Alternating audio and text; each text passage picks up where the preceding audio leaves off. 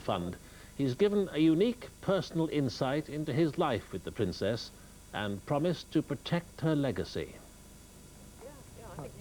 For 10 years, Paul Burrell was at the princess's side, nominally her butler, in reality her advisor, companion and confidant. In his own words, he took care of her. Now he wants to help take care of her legacy as fundraising and events manager for the Memorial Fund. At Kensington Palace, he agreed to talk about his new job in the first interview he's given. For me, it's a way of carrying forward what I began 10 years ago, looking after the princess in a private way. I can now look after the princess in a public way. I can take care of her memory, and I can help steer this wonderful legacy which has been given by the people of the world, which has become the Memorial Fund, and help it raise public awareness to the causes and the charities which the princess held dear. Paul Burrell was closer to the princess than almost anyone, on hand on tours abroad, and with her too when the cameras weren't, on her nighttime visits to hospitals. She wanted you there? Yes. Why? What was it that you offered? Security.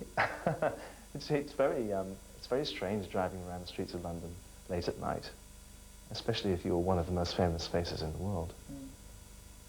I think sometimes it was a comfort to know there was someone else there, and someone else to share these memories with. What was it like for you in those first days after her death? You were, as you've been telling us, so very close to her. The shock must have been profound for you, as it was for the nation. Yes, it was. Were you surprised by the reaction of the crowds, of the nation, of the world? I think we all were. What do you think she would have made of some of the things that have happened since her death? For example, first of all, the reaction to her death. She'd have been overwhelmed by the enormous tributes and the wonderful, spontaneous reaction from the people. For the past 6 months, despite lucrative offers that would have made him a millionaire, he's remained at Kensington Palace, painstakingly sorting out the princess's personal possessions. It's taken 6 months to sort the estate. It's almost finished now, and it's a time to go forward. It's a time to be positive and not look back. It's time to go out there and do things which would make her proud.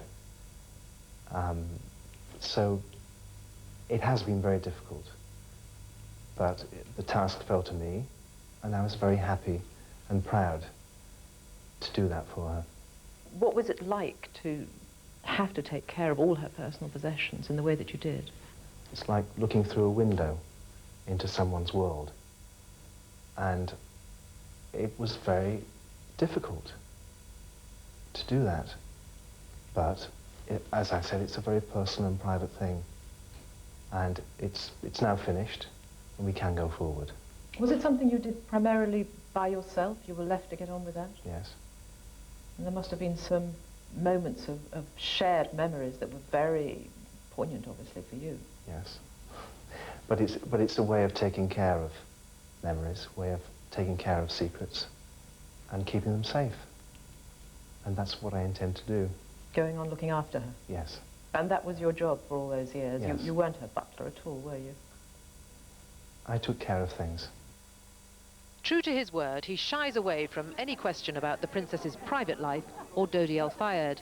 But he says she would never have abandoned her work. No. Absolutely not. She would have continued doing what she did, and she did it very well.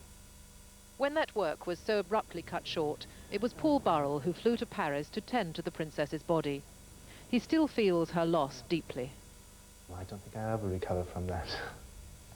When you lose someone very close, it leaves a hole, and that hole stays there.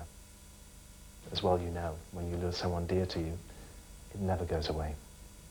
You were always the man behind her, in the background, her support, her rock. Do you, in some way, not a macabre way, but do you feel somehow that she's there in the background watching you take forward her mantle? She's never far away. She's never going to be far away. I think whatever I do from now on, I am still answerable to my boss. Tomorrow, his new job will take him to Los Angeles for a fundraising ball, the sort of occasion the princess would have enjoyed.